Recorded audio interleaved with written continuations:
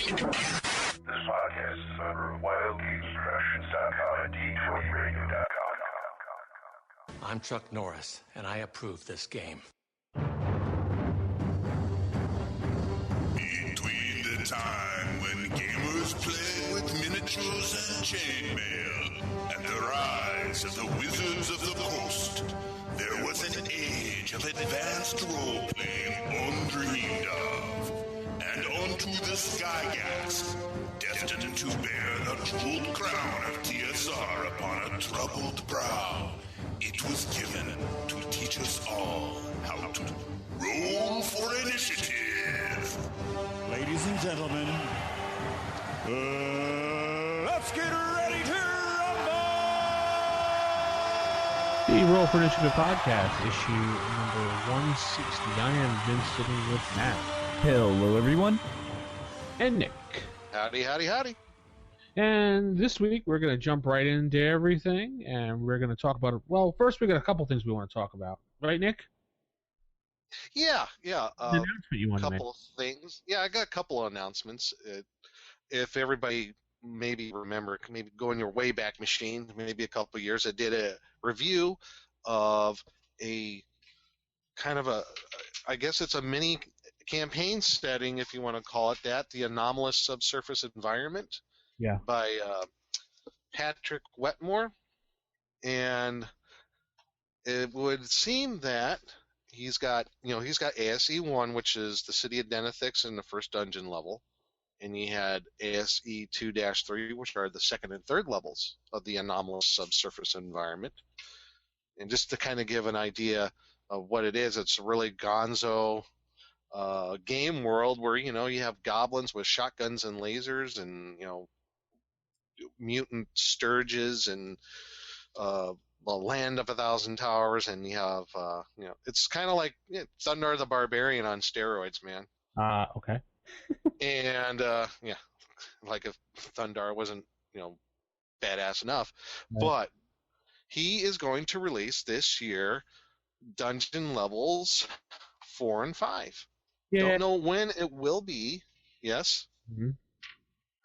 And don't know when it'll be, but it will be this year. So just want to put that out to everybody in case you've been wondering.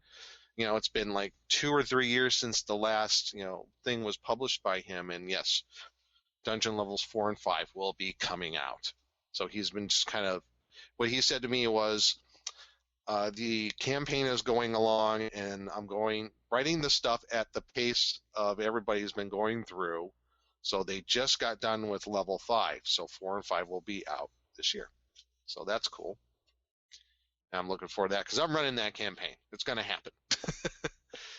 And then the other announcement is also, if everybody's familiar with Knights of the Dinner Table comic book. Yep.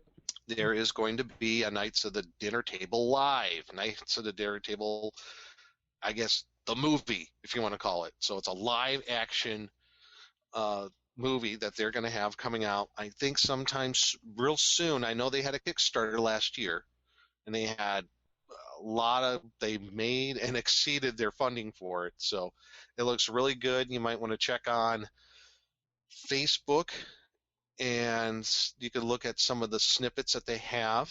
And I think they might have some stuff on YouTube. I know definitely on Facebook. So definitely give that a look, and it'll be coming soon to the internet near you. So those are my 2 big announcements. There. And also, if you are a fan of The Big Bang Theory, there was a little, I guess, Easter egg spoiler there for everybody, right? Yes, there was a little wink and nod to Gary Gygax. Yeah. The episode, season 8, episode 16 that just aired recently, Sheldon was talking to Penny about the experiment they were about to go under, and it was if Penny fell in love with him, would she drive him to the next GaryCon in Lake Geneva, Wisconsin? And she was like, sure. And he's like, yes. So. Yeah, she said, what did she say? Not only will I take you there, I'll buy you all the Dragon t-shirts you want. Yeah, that's what it was, yeah. And he was like, okay, baby, let's get this going. So that was really cool. I'm sure they're gonna, hear back from the folks with Gary Con, but that was very, very cool. I mean, in a positive way. They're gonna hear back from him in a positive way. So that'll be great. Love to see them actually go to a mock Gary Con just to see Sheldon. Oh my God, wouldn't that be amazing? Wouldn't it be amazing if Sheldon just showed up there? Did they ever do one with a Comic-Con that they went to? I don't think so, right? They were going to go to one. I've seen those, but yeah, but I don't think they ever actually went. I might be wrong on this. I've been hit and miss on watching Big Bang Theory, so yeah. I do enjoy it when I do catch it. Yeah. And, that's right. We still have Matt in the background. Hey, Matt. Yes. You're talking about television, something I don't watch. So I'm just like, if it wasn't for the internet, I wouldn't know television existed. Oh. You just kind of cocked your head and like, what is this show that you are talking about? Yes.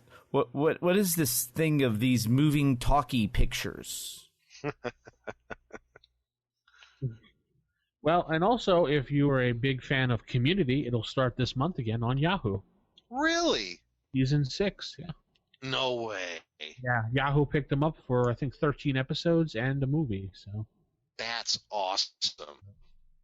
Looks like all the cast members will be back, of course, except Chevy, of course, but, He's not coming back? Couldn't pay him enough, huh? No, I don't think he hated his character on that show, so. He did, really? I didn't know that. He didn't like being an old, crotchety, racist man, he said. Well, he's Chevy Chase. He's old and crotchety. I mean, Well, he didn't like the idea that his character kept getting more and more racist as the show went on. So. Oh, really? That was one of the. Guess that would put a bad. Yeah, that would put a bad taste in my mouth too. That was one of his many complaints, and he was very unhappy, so that's why he kind of left. Yeah, I've always got the impression he was a hard guy to work with, though. Yeah. That's what I. But the show starts on the 16th. Dan Harmon, the original creator, is back with the show, along with almost all the original actors. So. That's great. So anyway, let's get on Cool. to our main topic of the show and head into Table Matters. This podcast is brought to you in part by a not very generous grant from Lesser Gnome, publisher of quality role-playing games since last year. Gnomes value high-minded programming just like you. Learn more at their website at www.lessergnome.com. Typical. Of all the evil creatures in the world, I'd like to find one with table manners. What are you kidding me? I spent years cultivating the worst table manners on the planet. Table manners. Alrighty then. We will get into table manners here, and we're going to talk about Module L2, which is part of the Landor Isle series by Leonard Lofkofka, The Assassin's Knot. Or if you like to call it, The Assassin's Knot. But yes, this is Knot. It's just an adventure from levels 2 to 5, which is, I guess he just didn't care about level 1, just like Module L1 was levels 2 to 4. So, Screw level 1. Yeah. Screw level 1. We should do an overall opinion. Yeah, we should. So, this module is, I don't know if you want to call it a continuation, but I really got the impression when reading this is like it was actually the second half of L1. Yeah. This is the actual adventure that was supposed to happen with L1. Because, yes, you do have 2 locales. You have, you have 2 different villages, 2 different towns, you want to call them. They're both very well detailed, but both towns, like Retton's Ford and in Module L2, the town of Garotan, are linked. And not just because they're geographically relatively close, it's because of the intrigues that happen in L2 have a direct impact on L1. So I got the impression that maybe originally, I don't know this for certain, and I wonder if we can ever get Len on the show, which would be great. So if you're listening, Len, here's an open invite to you. You could shed some light on this. That L1 and L2, I got the impression like maybe it was actually one big adventure or campaign setting, and it was split up. And maybe at the time they really didn't know what to do with it, so they did split it up. You know, that's just how it kind of came across to me. Well, this module to me comes off as one big distraction for the PCs, in my opinion. It's got a cool murder concept, but it's just like they threw in all this stuff. So let's distract the player. Let's make sure the player doesn't figure it out.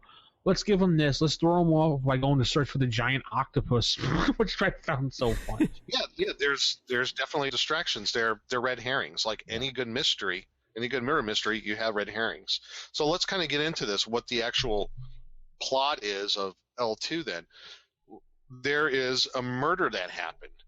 And the murder happened is actually in Rettonsford, which is module L1, the city of the village of Rettonsford.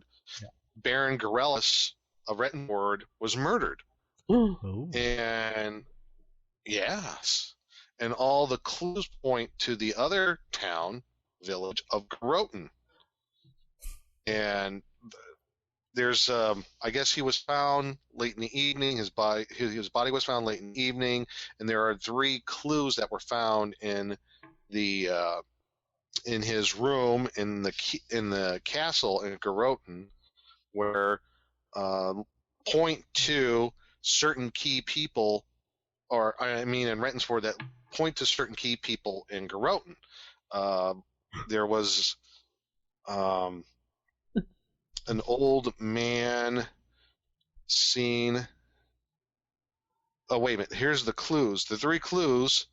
There was a small red ruby that was located near his body. A golden lute string was found under the bed, and a red leather button was found in the Baron's hand. Now, how they're linked to possibly 3 people Rettonsford is the High Priest is the old man with the white hair. He's the high priest of the goddess Osburn, the goddess of seas and water travel. If anybody's familiar with World Greyhawk campaign, that's one of the gods of the Sul. Osburn, the goddess of seas and water travel. And he had, I guess, a golden holy symbol of a small whale, and the eyes of the whale were red rubies. There's clue number 1. Clue number 2, there was a man in traveling clothes at the local tavern. He had a few drinks and had a lute with unusual golden strings. That's clue number 2. And there was a man who came into town to buy a few barrels of beer and had them shipped to the inn in Garroten.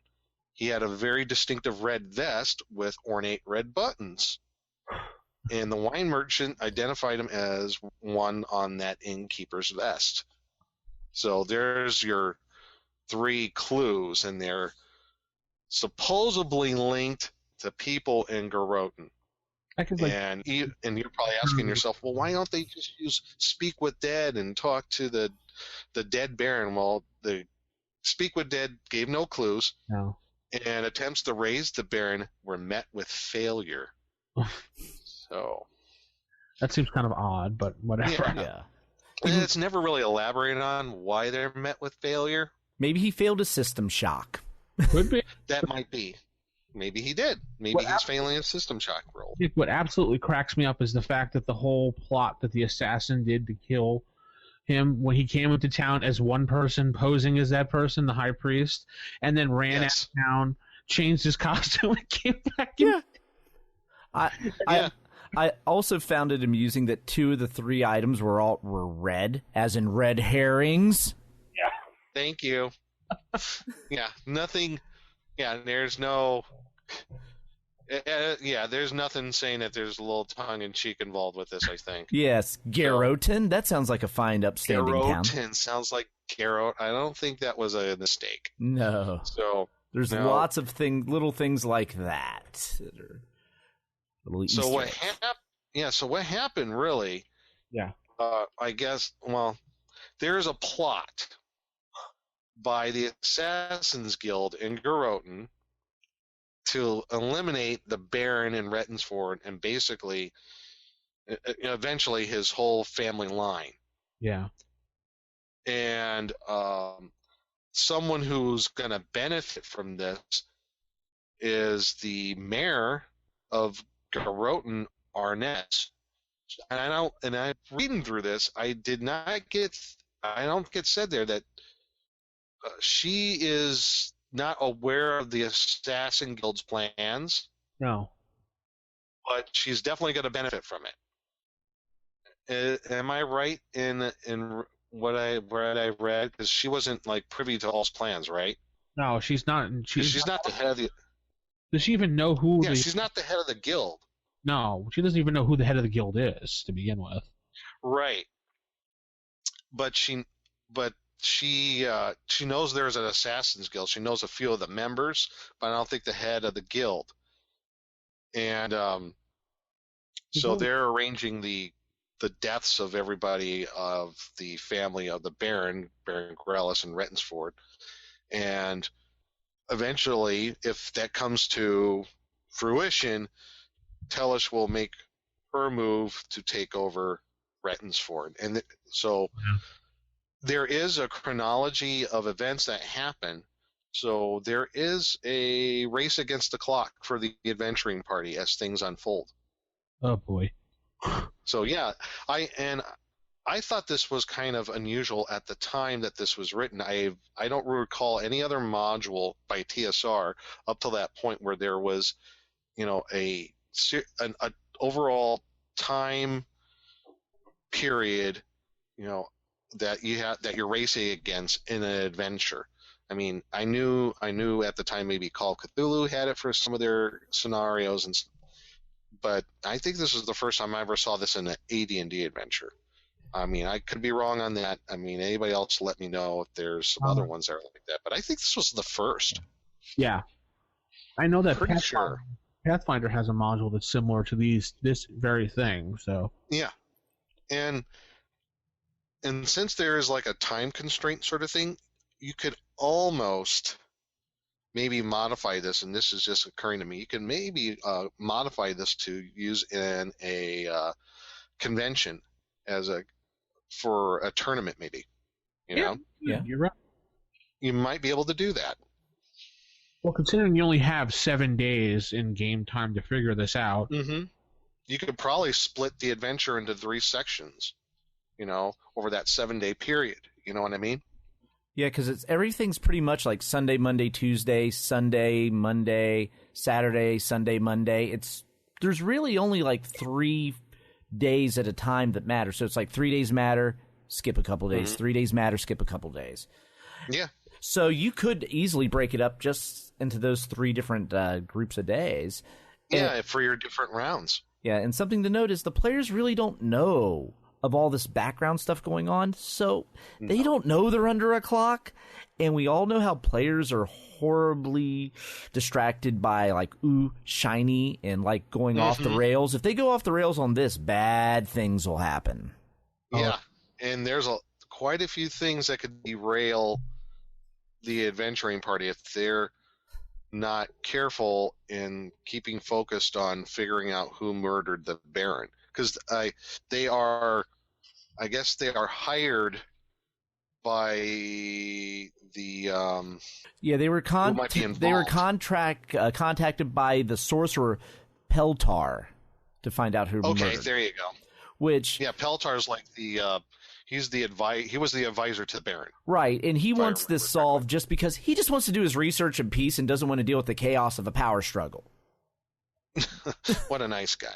Yeah. It's not about, maintaining order and honor for the family. He just wants to get along with his magical studies. Yeah, because he realizes the Baron's death threatens stability to the whole region, so he's like, someone needs to figure this out, what's going on. I'm going to go back to my books. Now the player characters will, once they spent time in Rettensford, like being in Module L1 Secret of Bone Hill, they'll probably make hopefully a good reputation for themselves. And they've probably heard rumors about Garroten being like a, lack of any other better terms, a hive of scum and villainy. Yeah. So there's like rumors that maybe it's a hangout for lots of thieves and assassins. So they got something to go on at least with that, along with their clues. So they can go to Garroten, and really how the modules laid out, there are a few places around Garotan which are key, but others, like you said, Matt, that are red herrings. Like, at least the key places are the House of Abraham, which is an inn. That's a key place to go to, and that's the only inn in town, so that's probably where the player characters are going to be. Caught up in the inn for like almost a day with dealing with all the theatrics involved with the inn. Right. Yeah. Not to mention if they start fishing. Mm-hmm. Yeah. I mean, there are so many different ways that the player characters can go into this. I mean, there's a lot of role playing in this one. So much opportunity for just role play. But it's all distractions. Yeah. Yeah. This whole entire module is only you can narrow it down to this page 4, where the events laid out. Everything else is just like a distraction in here. Pretty much, yeah, because you have what happens at the inn. There's a section called the Arrest of Abraham. Mm-hmm. I guess if you go to Arness, which is the city mayor, she will hold an audience that will delay the party investigation half a day. Arness will forbid the characters to continue, saying that she can keep order in her own town. Yep. And the next day, Abraham is arrested and convicted. And that's another half day. And then he will be executed 2 days following unless rescued. So you got the innkeeper, even right out the go, if you go right investigating in the inn and if the mayor, she gets word about that, the player characters are asking questions, too many questions, she's going to arrange it that where the innkeeper Abraham is going to basically kangaroo court the guy. And then there's and while you're at the inn, along with said questions that are being asked by the player characters, you're going to get a nice visit, probably at least by one or several assassins in the middle of the night. Ransack your room. That ransack your room and maybe assassinate at least one of you. Try. Yeah. There's also the red herring of the octopus. So you can go help clear the lake of an octopus. Yeah, his purpose distract the party from the investigation. Or if when they're on the beach, if they kill too many crabs, they have the church coming down on them because apparently the church protects the crabs from overhunting. Yeah, because it is the Temple of Osprim, and they still want to maintain the balance with the bounty of the sea. So then you have a possibility of getting a contact while you're in Garotan, and it's really left up to the DM who that contact is, and flesh out that information. Then you might get ambushed, maybe on the way there, by some brigands that are hired out by the Assassin's Guild. Then you have the crab hunt you talked about, Matt. Yep. You can go on a crab hunt on the beach. Then you have the town guard, which I think as soon as you get to Garotan, I mean, what's the party going to do? Not only they're going to come into the town, they're going to see the town guard, but you're going to see the castle guard. And what are some of the castle guards? They're not just humans. They're orcs and half-orcs. Yep. So that might be a big tip-off to the player character that maybe things are not so kosher in Garotan, if you get my drift. Yeah. So, I mean, we just hire out with orcs all the time, It's great. So there are a couple of red herrings with, I don't know if you want to call them red herrings, but distractions, like you said. They're like little side quests. And maybe they're built in. I could only think of the reason being is maybe to build up experience points for the characters if they're not low, if they're too low. You know what I mean? Mm-hmm. So that's maybe why they're there.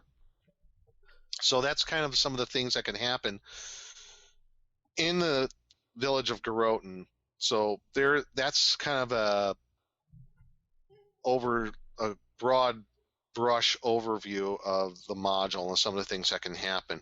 And it is broken down. You have the outskirts of the village of Garotan, and you have that octopus lair. There's a lake there, and there's the beach with the giant crabs that you can hunt.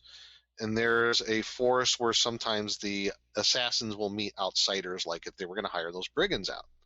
And that's just maybe half a page of stuff right there. Then it gets into the village itself. And this is pretty typical of most of the things that you would see in a village setting, like Against the Cult of the Reptile God, and if you had Secret of Bone Hill. It's very similar. You got some key areas in the town that are illustrated in the module pages itself. The winery that is run by several clerics. I kind of like the historical angle like that, because like back in medieval Europe, who were the ones that made the wine and the beer? It was mostly the priests. True. I love the armorer's shop with Crack the half-orc.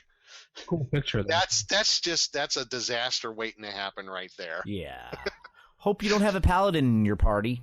Yeah, or anybody lawful good, because this guy has a sword that, well, it's intelligent, and it's longsword +2, and its goal in life is to slay lawful good characters. And its ego is high enough that if it detects anybody lawful good, it will take over Crack's mind, and he basically goes berserkowitz and tries to kill the guy. So I'm now envisioning he goes berserk, he attacks the party slays him, then takes his sword. And that would be bad. Yes. Especially, what happens if, like, a lawful good person picks up his sword? Yeah, true. Do they kill themselves? Or do they slay others? Or would it immediately slay him? I don't know. He wouldn't like take damage from touching it, I don't think. But would he have such an overwhelming urge to slay them, to commit suicide at that point? Possibly. Might mislead him that way. Yeah. That's a good point. There is, though, in this town, there is, I guess you want to say, there are a small group of retired adventurers that you might get in contact with. One of them is at a man named Martin. He's a druid. I believe he's part of that adventuring party. I know there's Lydia. She's a fighter. She runs a general store with her husband, Gelmark. They were a part of this adventuring party. And there's a few other non-player characters who are a part of this adventuring party as well. There's like 5 or 6 different NPCs. They're like retired or semi-retired. And if you get in contact with these people, and maybe the player characters get friendly with them, and if the player character party tries to ask them about information about like the Assassin's Guild, they really don't know that there's an Assassin's Guild in a town.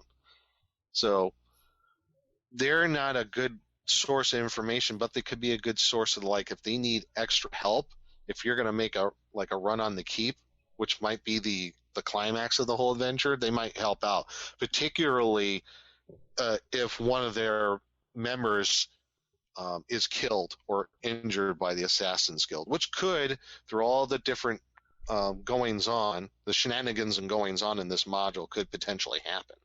So you have some good potential allies there. So at least in the town itself, if the PCs play their cards right. And I don't know, there's not really much else you can really say about the town itself. I know and by the way, it's if you're not familiar with the physical form of the module, it's got a double cover, and on the first cover it has the rest of the town fleshed out just with some basic information, what the building is, the occupants, and the character notes about that person in there. Very much like Secret of Bone Hill, same sort of layout. Mm-hmm. So you have that there. You have the village. Yeah, I was also amused with the village, how everything is horribly marked up. Like, all the items that you would purchase in the village have a 20% premium, maybe a 10% premium over players' handbook prices if you're lucky. And our orc friend. Yeah. Yeah. How much does he charge? Oh. 25% or something like that? Yeah. Oh, the best, though, is the tailor, who uses a charm spell on you, so you pay a 300% markup. 300%, yes. And you then tell the rest of the party it's such a great deal that you got. Yeah. So it's a great way to also have people part with their gold. Yeah, we talked about that in an episode, didn't we? How to get rid of some of their gold? That's a good way. Yeah. So there are lots of there's a plethora of role-playing opportunities in the village of Garotan.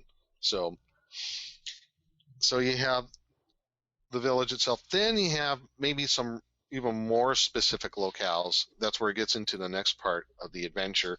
They talk about more than likely the inn that the party members are going to stay at, the House of Abraham, which I thought was kind of interesting name. So you have the inn staff, which is Abraham DeFarman. He's an innkeeper. And here, one of the pet peeves I have with this module, just probably the only one, is there's a couple of NPCs that has psionics. Okay. Yeah.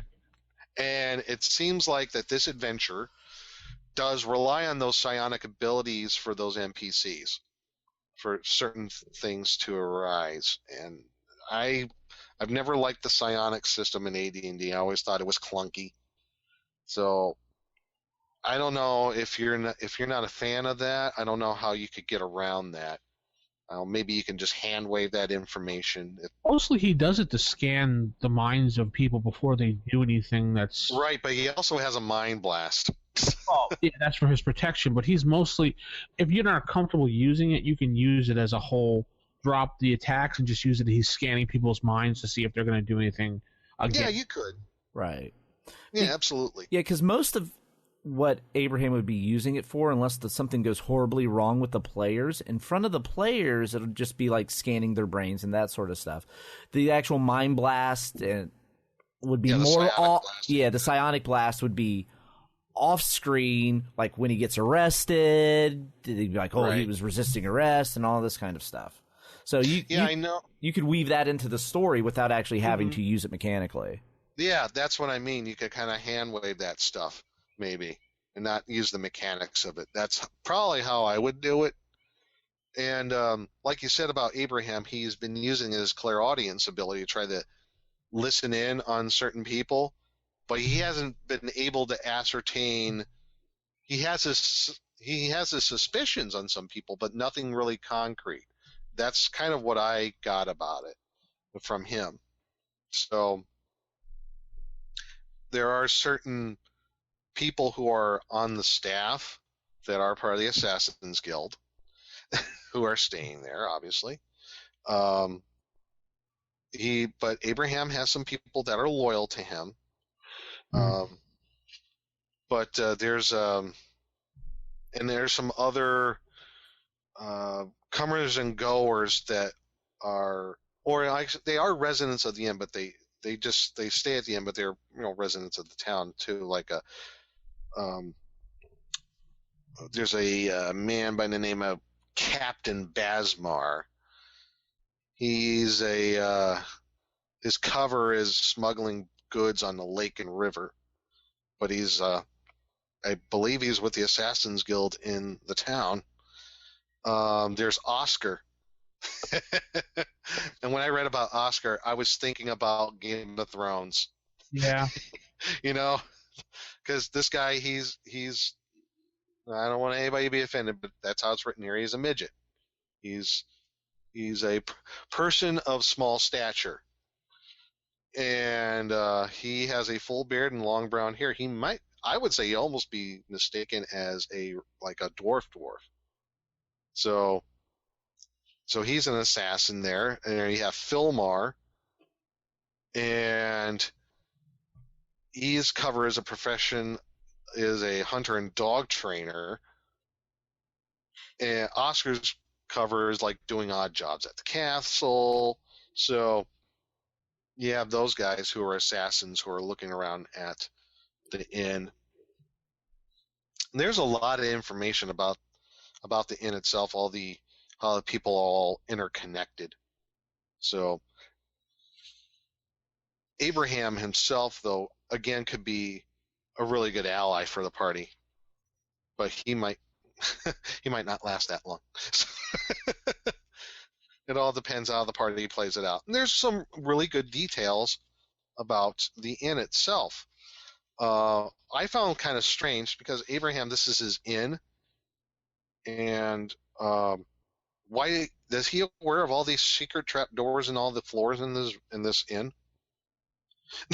You know, I just found that odd. Or were those like made by the assassins? You know, because there's like 1, 2, 7.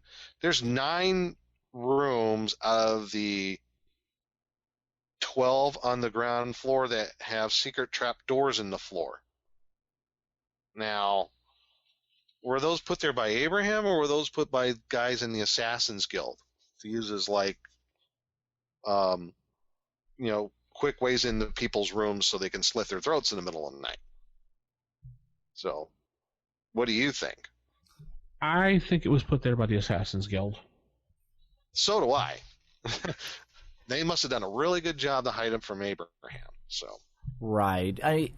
You would think at some point he would notice a door. He would discover that? Yeah. I mean, with all of his psionics, he couldn't notice a trapdoor. Not to mention all the other people who may also travel through this or unsavory that aren't part of the guild. Well, he only has. Well, he has all the standard attack defense modes that you can have, but his special disciplines, he has clairaudience and detect good/evil. So he couldn't really, find it out with using any special psionic abilities. Yeah. But maybe just the Thieves Guild or the Assassin's Guild is just that good at covering their tracks. Or maybe it's one of those, he knows they're there, he doesn't want to know what they're used for, don't ask, don't tell. Yeah, it's just kind of weird. It's like going on in his own inn. I think that, anyway. He's lawful neutral. Actually, true. He does know about, because what about when it says he's using his ability to listen to them in the secret room 15? That's a crawlway. And he used his ability to listen to them in that crawlway, so maybe he does know about what's going on in there. Yeah, that's what kind of confused me. Yeah. Unless he only knows of that one particular crawl space. It could be like the whole protection racket. He is. Like, he could have the agreement, you let us have these trapdoors, you don't ask questions, we won't bother you. Probably. Maybe that's the reason why in the adventure he's eventually, he could be eliminated because he really hasn't taken any sides. And if he is knowledgeable of at least some of the workings of the Assassin's Guild, maybe this is a way of the Assassin's Guild to, clean up any tracks. Yeah, they think. I mean? Yeah, this is their big score here, upstarting the power of the local area, and he's the one. Right. He's not really been in their way, but he may know a little more than he's letting on. So therefore, it's best we just off him. Exactly. He could be that guy. So that might be the way to play him in the adventure. So. That's and like I said, there's some details on how everybody is interrelated socially within the inn. Some good descriptions of the inn itself. It's the rooms and the cellars. So there's plenty of information there to go by. So that's the brief overview of the inn. Then you have, I guess, another important area would be the Church of Osborne. And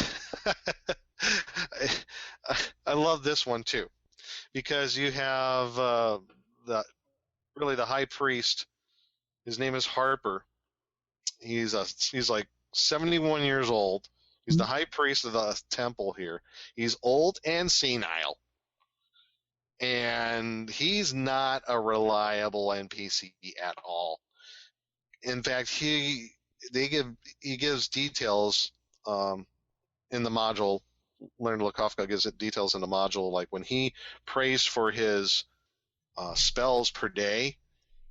You roll randomly on a chart that they have in here which spells he gets. There's no rhyme or reason of what this guy prays for. So you can have some fun with that, and it is detailed in here. He's harmless and highly eccentric. Harper will cast spells at the drop of a hat, though he'll never actually harm anyone. He may glyph a piece of cheese he wants for lunch. Send someone on a quest for a bar of soap, or plane shift away on some caprice. He's gonna glyph a piece of cheese. I just thought that was hilarious. I'm thinking Game of Thrones. Remember the advisor to the one on the Iron Throne? Mm-hmm. That old guy. I'm just kind of picturing him. He's not exactly entirely there, you know. So that's Harper. He's more or less comedy relief. Then you have Harmon, who's the canon, who's really running the church policy. And you have Basil, the curate. He handles the administrative day-by-day stuff. And you have another spy for the Assassin's Guild, Lothar. He's posing as a crippled groundskeeper. So you have those folks at the Church of Osborne. One of the things I did like, though, in this was not only did it detail, the different NPCs of the higher leveled ones, but also the different adepts and the acolytes of the church, and also the activities of the church and what their how they run their rituals, more or less. Like what are their days of worship for Osborne? Basically, when do they operate normally? And almost like like a real church in the real world, like it's. There's certain days of worship, and you go to the church those certain days, and if you have to conduct other business, you go here, and that's all laid out in here. I thought that was really cool. I thought that was really interesting. So I liked how that was all laid out there. How about your thoughts on the church, guys? How that was all laid out? No? Yeah. Got nothing? I mean, did a good job of it. Yeah, I mean, the church is horribly eccentric, which just fits the town very well. Well, Harper's horribly eccentric. Yeah, so it comes from the top down. And also, just all of this, the oddities that you'll encounter, make another great time sink for the players. And you'll notice everything in this module, on first glance, it's what it appears to be. Then when you just peel like a little layer back, you're like, okay, there's something really odd going on, and it's not. Yeah. And what's odd isn't even related to your mission. So you can go down these rat holes of trying to figure out why is this like crazy senile priest in charge of the church. And the next thing you know, bad, terrible things are happening because you've been investigating the wrong thing.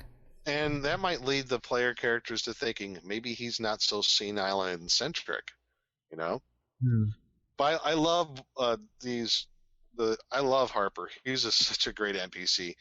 He's there. I got to read this. He has become very forgetful and somewhat impetuous in his daily actions. Yet he is the only high priest for miles around. No one wants him dead, since without him, slain characters cannot be raised. When officiating at a service, he makes numerous small and significant errors that make Harmon and Basil wince.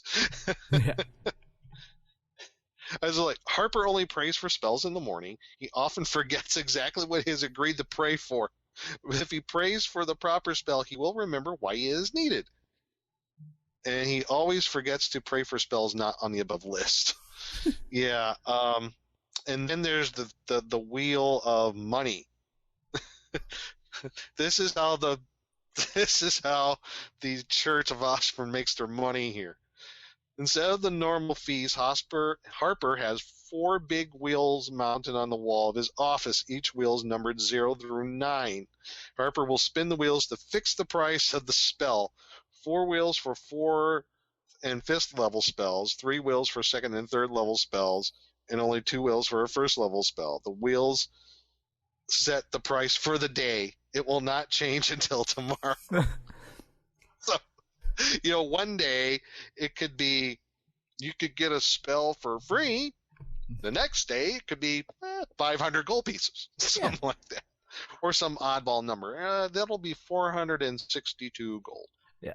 As he spins the wheel, I'm now envisioning like flashing lights and the 70s game show music playing. Yes. This is yes. But considering how they're getting gouged on everything else, a free spell probably balances out in the end. Yeah. I just find it funny that if they need to have a raised dead done on a character in the party, they're going to look at this guy and like, this guy? He's going to do it? Yeah. The guy who just, maybe go on a quest to get him a cup of tea? Really? Yep. It's good comedy relief. Oh, yeah. That's one thing. So you have the temple, and then you have the Theater of the Mystic. There's a theater in the town. I thought this was a really cool angle. So you have this theater is run by a bard by the name of Balmarrow, and I believe he has a really cool pet, a blink dog named Winky. And the cool thing about Balmarrow is when he becomes aware of the Assassin's Guild, he doesn't like it at all. He, again, another potential ally for the party members. You also get this might be one place again that the party might go and look at, because if there's assassins that are operating, they would need disguises. And what a better place to get disguises is the theater. But that's kind of a red herring too. And you'll find out that in the theater that the party, they try to piece together, like if someone is trying to make disguises as other people in the town, they can't really do it with anything in the theater here. But the theater is kind of I guess it would be kind of I don't know if a red herring, but it's a distraction too. So you have the theater with Balmarrow and Winky the blink dog. I just found it cool. He's got a blink dog as a pet, So, and that's another thing that might key off players that this guy is, at least good, because blink dogs are lawful good. And they're not going to hang out with somebody who's evil. Yeah. So just hope you don't have the. Even though Balmarrow is chaotic neutral. Yeah. Just hope you don't have the armorer's sword when you meet the blink dog. Yeah. Otherwise, his long sword, which is a cool new magic item. Yes. Yeah, I want that. Yeah, the Guardian Blade. I guess we could talk about that later on, huh? Yeah. And then also the theater owner, he is also willing to rat out some assassins for the right price. Absolutely. That's why he's a great potential ally. He'll do it for a price. He knows who, I guess, at least 2 people who are assassins in the guild, and he will, I guess, if there's enough pressure or somebody gets harmed in the theater, however you want to play it as a DM, he will give those names to the party for a small price. So you have that. and it gives descriptions of the theater itself, how the theater is run. So when they conduct their business during the day, and so that's the theater. I thought that was a nifty little place, kind of a side show distraction, if you will, but still, very fun the check out. And then after that, you have the last section is the castle, which very much like L1 in its detail and layout. So the Lord Mayor, who's Arness, and I found interesting under her description. Did you see under alignment about her? Special. Yeah. Special. I didn't notice that at first. Yeah, alignment is special. What the heck does that mean? I don't think. Is there anywhere in the adventure that it's outlined why her alignment is special? Because I didn't see anywhere why. Is like her alignment constantly changing? So, oh, wait a minute. This is why. I forgot. Here it is. She's got bracers of defense and a cloak of protection. She also wears a crown with 3 large gems in it. The gems confer the wearer the powers of read magic, comprehend languages, and mask alignment. So that's why. That's why I forgot about that. Sorry. So her alignment's completely masked. No, no big red lawful evil or chaotic evil flashing over her head.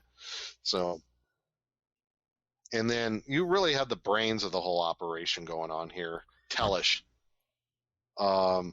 He's a dual-class human cleric assassin. Deadly combo, you ask me. The guy can stab you in the back, spy, and cast cleric spells. So. Yep. And there's your cleric using a sharp weapon. Thank you. Dun dun dun dun. That's because his assassin level exceeded his cleric level. Did you notice that? Yeah. That's why he can use his bladed weapons again. Because that's how dual classing works. So, and you have, I thought this was a weird name, Askew. Is that how you pronounce it? Askew? He's a cleric fighter, half-orc cleric fighter. Or Askew, one of the two. Askew or Askew, I don't know. And he basically is whatever Tellish tells him to do, he does. He's the Askew is a Askew? Ask me. I don't know. He's the captain of the guard. Yeah. And you have a few other characters here. Armax, a magic user, and she is married to Falborn, who's part of the. They're both part of the the castle guard, and a couple other assassins that might be on patrol. They're posing as fighters, Sangster and Gellius. So. I also thought that what was cool here is you just don't have the main NPCs. You also have other people in the castle. They're like you have some clerical students here.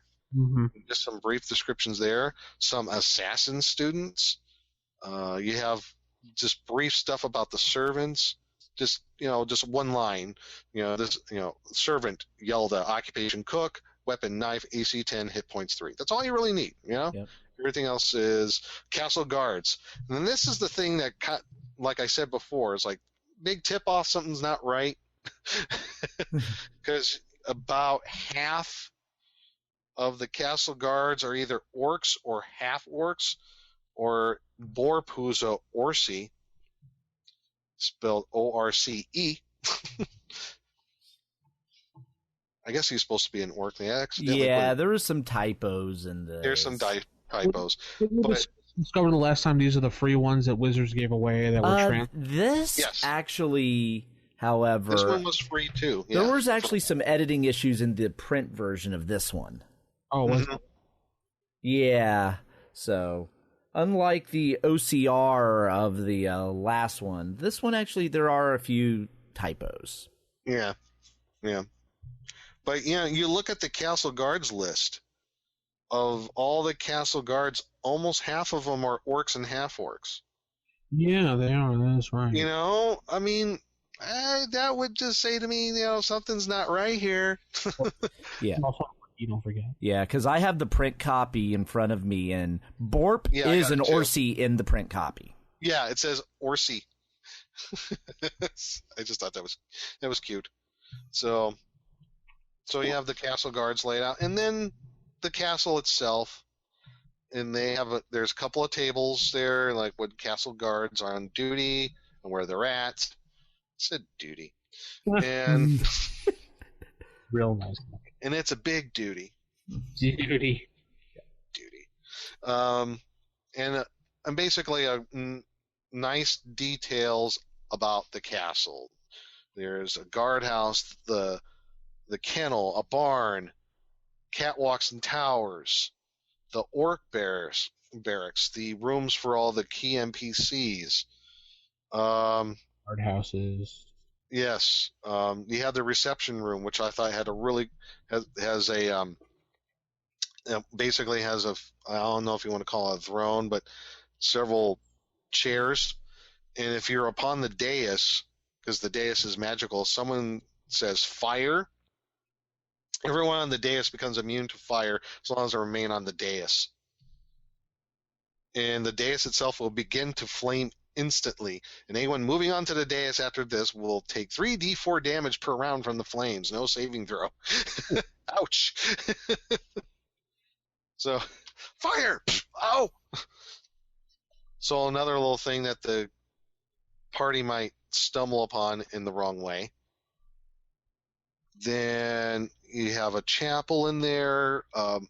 Askew's room I thought was really cool. Because he has these 2 leopard statues, and they're carved out of some sort of I guess they're black leopard statues, and if a good character passes between them, or they hear the word kill, they'll animate and attack. Yeah.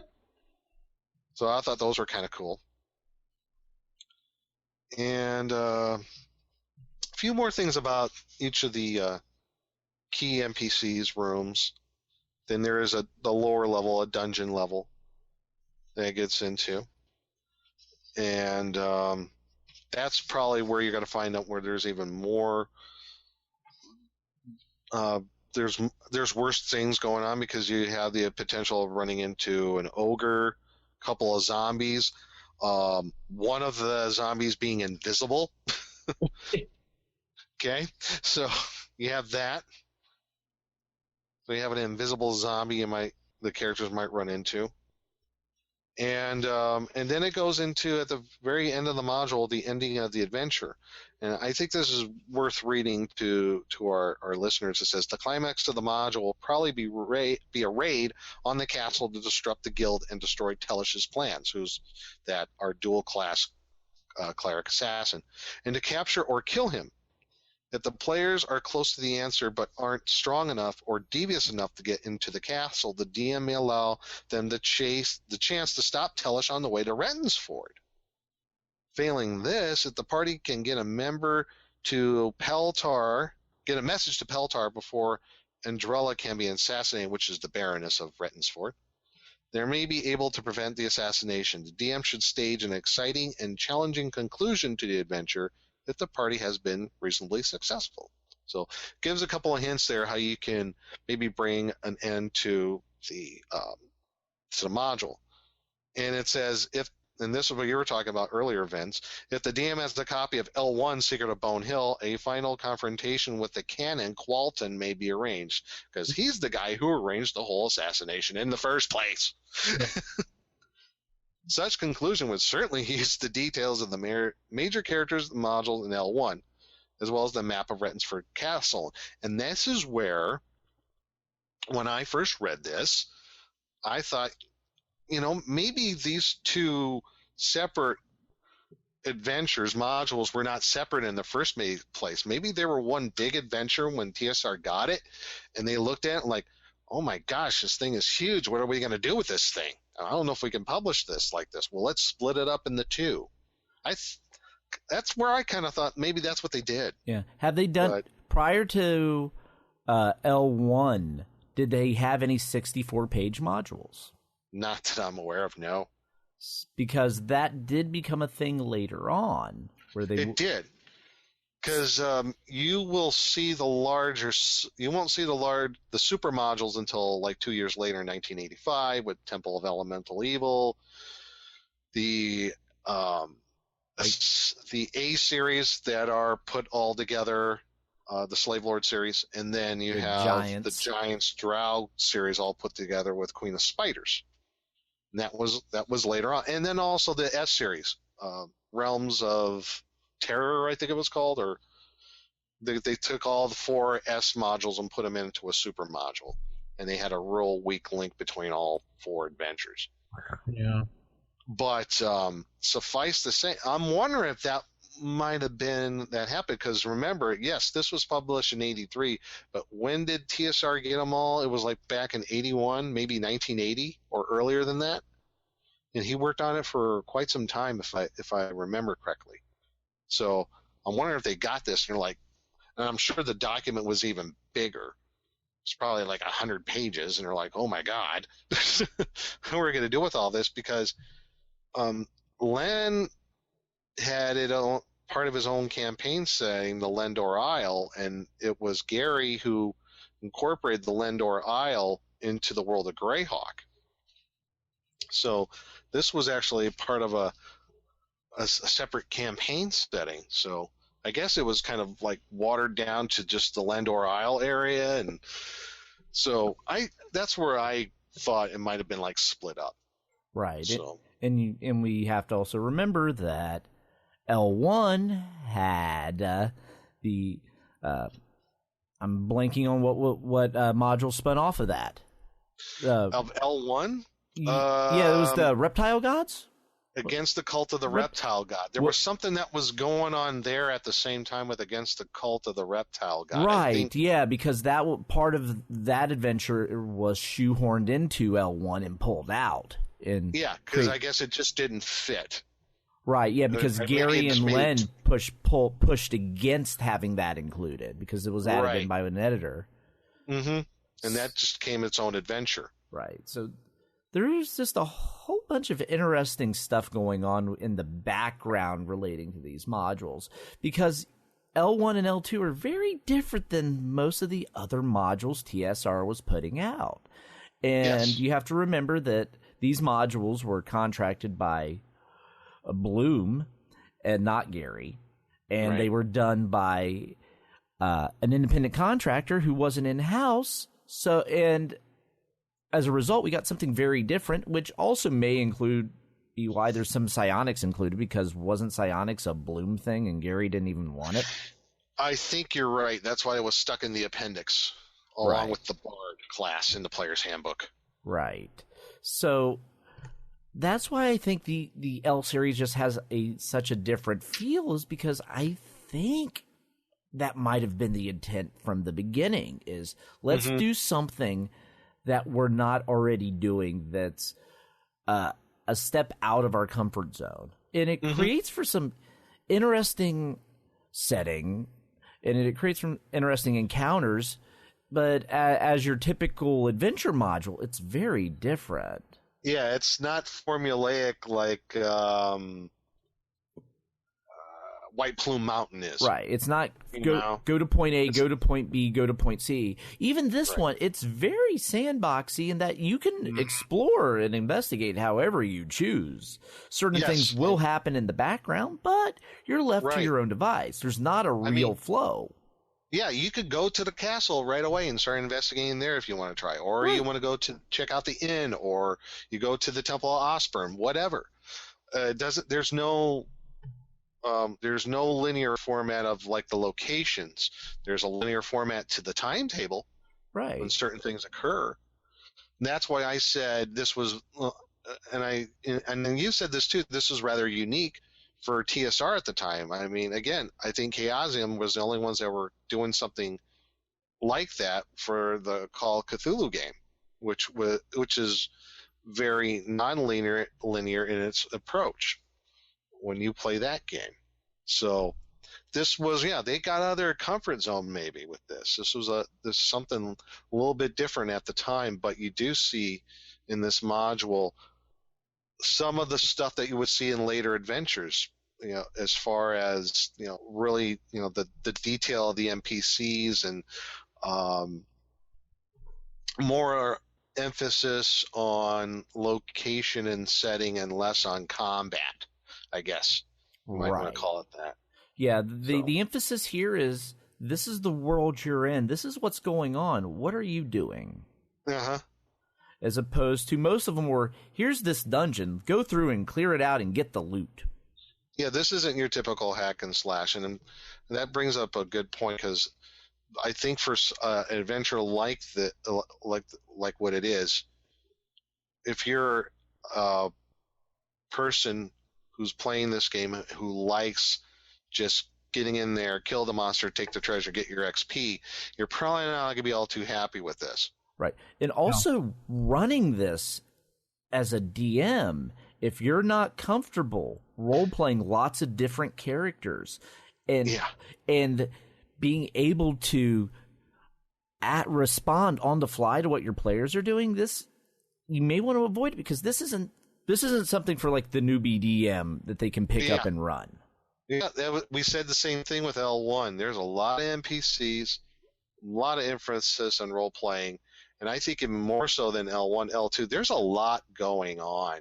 Right. There's a lot of interaction in the background that, as a DM, as you said, if you're not comfortable with that sort of thing, if you don't feel ready for it, this might not be the adventure for you. This is something for definitely a more experienced DM could deal with. If you're a guy who could literally wear multiple hats in a game, if you're a DM who's good at role-playing all different NPCs, and if you feel confident enough that you can pretty much go freeform in your game, you like a sandboxy area, this is the adventure for you. Oh, absolutely. Yeah, your players, when going through this module, shouldn't feel on rails at all, because this is a railless adventure. It's more of what did they wander into, and then next thing you know, they're hunting crabs for like a half a day, while actual more important stuff is going on in the background. Yeah, and then next thing you know, that the innkeeper is getting arrested, and he's getting thrown within a kangaroo court. He might be hung 2 days later. Yeah, and then if they take too long, then the Baroness is dead. Yes. So, yeah, I don't think the timetable is railroading in itself. The story certainly isn't, and the investigation is not either. No. I think the bigger problem you could run into with players is they never get on track to actually even getting close to solving the murder. Sometimes you got to throw them a bone once in a while. Yeah, because they could end up dilly-dallying through all these little side distractions, and next thing you know, like 2 weeks have passed, and Rensford is being overthrown. Yeah, so you might... Well, that also depends, I guess, what kind of DM you are, I mean, you might be the DMs like, hey, if they don't find out, tough. Or you might be the DMs like, maybe I'll throw them a little hint here. I'm kind of the latter, but I'm also go to the point. It's like, if they don't get the hint, then oh well. So right, because it even suggested in here perhaps the person that hired them will eventually, if they take too long, send them like a little hint there, or they can also send messages back to the person that hired them, and it takes like a day or so to get a response. Just if they have questions, they could be like, hey, this is what we're finding, what do you think? So they can kind of get some help, but it does cost them more time. Right, and time is of the essence in this adventure. Right. So, I mean, overall, what are your impressions as far as liking, disliking? I guess number of swords on the module. What do you think, Vince? As far as the sandbox, this is really great. It gives the players a good opportunity to run around, do whatever they want. and they can't complain because usually they have all these modules are railroady, but this one is not, so it's their own fault if they don't get there in time. Right. That said, I don't really like the setup of this module and how it leaves it way too open for a DM that's not experienced enough to handle the situation or the events at hand. Also, like we said in the beginning, could be broken into a great tournament module that could become more railroady itself. So. Okay. So how many swords would you give this? 2.5. 2.5? Okay. What about you, Matt? What are your overall impressions and score? I mean, for the setting, the town, I really like it. I could easily just see me like L1 just ripping out the town and plopping it somewhere and just letting the players run through it and using it as a base for some other story I'm telling. As for the actual, like, the background of story set up, I could see the players. I just feel the players are really going to get lost unless you're a really good DM that can nudge them on track without having to hit them over the head with the giant DM hammer of "you will go here." Right. So it leads me to put it in that like 3.5 because I love the setting. I love the town, the detail behind it, and the players will definitely, once they go there, remember the town, which I think is always a plus as opposed to, that nameless village we were like 2 sessions ago we were in. They will remember Garrodin. So I like it for that. The story, I can just see players dilly-dallying and not accomplishing much of anything while doing a whole lot of nothing. So that causes me to knock it down a bit. Yeah, I think I'm in the same boat as you are as far as the score. I would say probably 3.5 swords as well. From pretty much all the points that you've hit upon. I would also add that it's not an adventure for everybody. No. I mean, everything that you said, absolutely true. I'm with Matt, including to where if you're not that sort of, if you're a hack and slash player, this is really not going to be a fun adventure for you. And if you're a DM who likes more of the dungeon crawl stuff and not something so sandbox like, this is definitely not the adventure for you. It's a little too freeform for maybe some DMs. I mean, it's a little too open. But I do like the content. It's great detail. I definitely will give it that. And I like the layout of the village itself. It's just like L1. It was very well put together. But I also think kind of a maybe a negative point or a detraction from it is it seems that L1 and L2, because they're so interconnected, you kind of need both together to have it all work.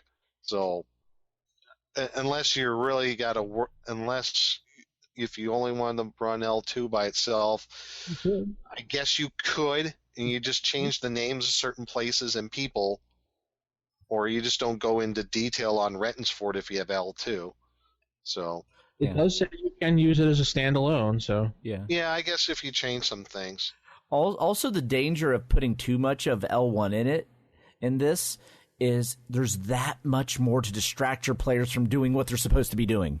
Yeah, then you're covering a wide area, absolutely. Right. So at that point, they could really do a bunch of nothing. I would definitely give this one 3.5 swords. So that's all I got to say about that. Yeah. All right, cool. So let's wrap things up, and we'll say keep it original, keep it old school. Good night, everybody. Good night. Good night, everybody.